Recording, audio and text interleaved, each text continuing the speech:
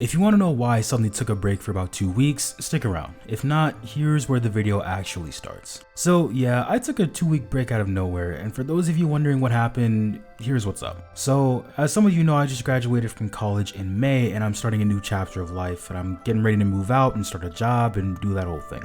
But what happened with that and what happened sort of with me is that once I entered that, new stage of life, especially after graduating and having no true direction on where you're going, it kind of got to me a little bit. And a lot of my time has been spent worrying about the future and what's going to happen, like 5, 10, 20 years down the line, now that, life is essentially here. And it really took my motivation away to make content because that was sort of a looming problem that if I didn't deal with it right then and there, it could have gotten worse. And this is by no means an attempt to make you feel sorry for me or anything like that, but I'm just explaining why I kind of disappeared for a bit. I tried to stream or at least get something out there, so shout out to you guys who saw me die with easy codes for like 3 times. Because again, I do like hanging out with you guys and putting stuff out for you guys. But every time I would try to make a script, nothing would really feel right and I would just kind of abandon the process altogether. Even this video, the one that you're watching right now, is one that I've written and rewritten plenty of times, but I'm fine now, so thanks for your patience. As far as an update, I'll be moving soon, so I'll be trying to get a couple of videos ready for you guys so you don't go without content for that long. But yeah, that's basically why I've been MIA for the past few weeks. So thanks for understanding, guys.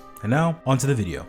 So the Days Trio, or Sea Salt Trio for some, is definitely one of the more interesting trios out there. When it comes to making this video specifically, I've honestly been having trouble accurately portraying just how great the story of Days actually is and how much it actually means to me as a game in the Kingdom Hearts series. Honestly, in my opinion, they are my favorite group of characters in the franchise, and I feel like this was Nomura's best example of writing in the series. A while back I made a video on how the Days Trio could have a ton of potential for Phase 2, but as I was making that, I had an idea that eventually became this video, and I just kind of wanted to get my thoughts out on this. Because while other trios are great and I enjoy their stories, I think that the Sea Salt Trio is the one that sticks with me the most and honestly might be the most well-written group of characters in the franchise so far. It's unfortunate because 358 Over 2 Days is one of the more disliked games in the community, but when I hear people talk about whether or not they like this game, they'll usually separate the story from the gameplay because as a game, the experience is okay at best, but as a story, it's definitely one of the better ones in the series. And while the other trios like the Wayfinder Trio, the Destiny Trio, and even Sword, Donald, and Goofy do a lot of things well, none of them really accomplish what the Sea Salt Trio does, or does it as well in my opinion. Well, with that being said, make sure to like and subscribe, and let's get into it.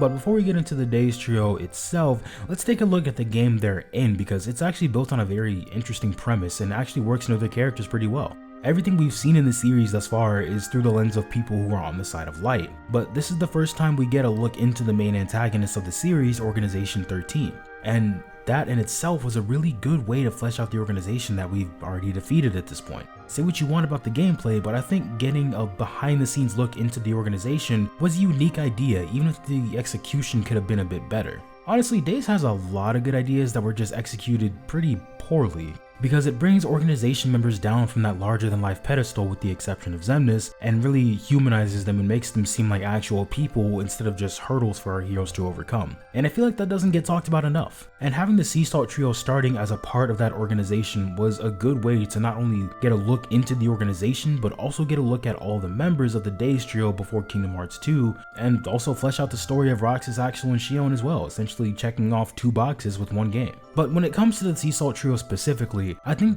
what makes them the most well-written trio is that you get to spend the most time with them throughout the course of the game. And when I say that, I don't mean that you get to play as each member at all times, I mean that over the course of the game you get to see their friendship develop, become stronger, and ultimately crumble by the end of the game. Because other trios in Kingdom Hearts like the Wayfinder Trio and Destiny Trio say that they're friends and that means everything to them, and we just go along with it because that's what the game is telling us. And not to say that that's bad by any means, but I think the Sea Salt Trio takes it a step further. Because with them and characters like Roxas, Days actually shows us what that means. When it comes to Roxas, his arc in Kingdom Hearts 2 was pretty good, but when you get the full context of it with Days, it gets that much better. Roxas, the nobody who wakes up in Twilight Town with no idea of who he is and what he's supposed to do, ends up finding some sense of purpose when he joins the organization and meets Axel and Xion. He's not concerned with going on adventures or saving the world or even defeating Heartless. He's just someone who goes to work, completes missions, and looks forward to hanging out with his friends. And I think that story is something that the series needed to sort of ground it, because this series has mostly been centered around saving the world or protecting the world or some grand adventure where you defeat the embodiment of evil.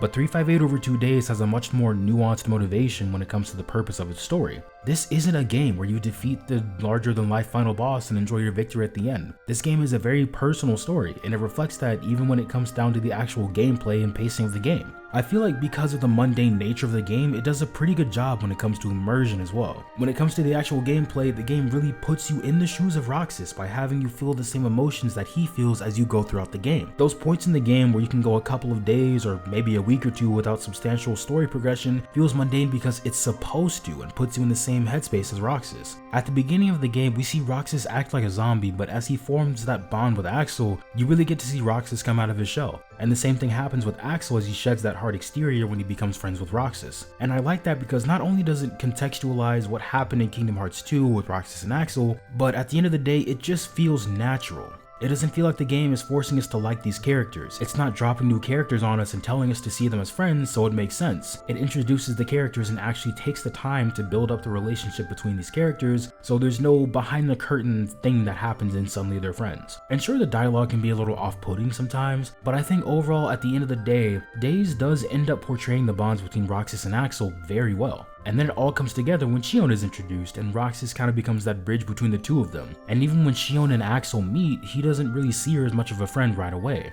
Just like any friendship in real life, it takes time to develop that, which makes it much more satisfying when they all come together and form the Seesaw Trio. And that's when the story really starts to ramp up. Once the conflict actually starts, since the game spent so much time developing its main relationship and group dynamic, it hits harder when you realize that something's off. And when things start to fall apart, you kind of feel like Roxas in the sense that you kind of just want everything to go back to normal and go back to enjoying time with friends. Xemnas' plan starts to take effect and drives the group apart, and it works really well since the group dynamic that worked so well is starting to crumble bit by bit when there begins to be discord within the group and you find out that they haven't told each other everything. Then when they start fighting each other and everything starts boiling over, it genuinely hurts to see all of this take place when just a few weeks ago they were all really good friends. I think to this day, my favorite scene in the Kingdom Hearts series is when Axel and Xion are facing off in front of the mansion and have that conversation with each other, because it's at that point where everything sort of reaches its emotional climax, and you have Axel, that guy who's always maintained that cool exterior, becomes emotionally vulnerable and wears his heart on his sleeve for really the first time throughout the entirety of the game. And watching this essentially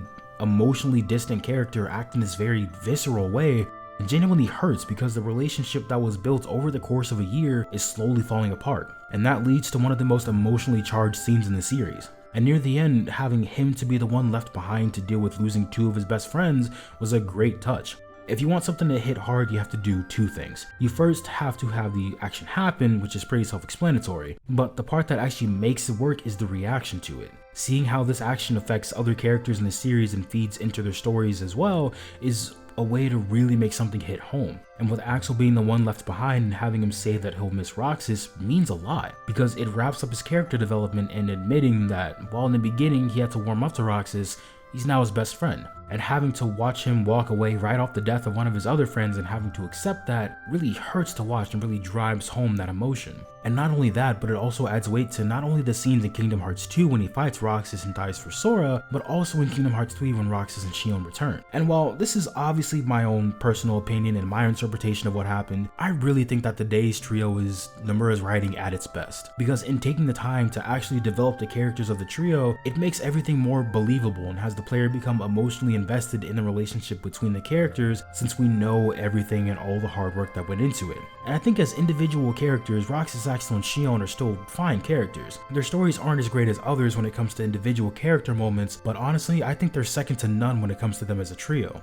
But that's enough for me. What do you guys think? Is the Seesaw Trio your favorite in the game, or do you enjoy other stories more? I'd love to hear what you guys think in the comments, and if you want to see more videos on things like Kingdom Hearts, Persona, you can help me out by hitting that red little subscribe button down below. That's gonna be all for me today though, so this is Moose Wayne, signing off.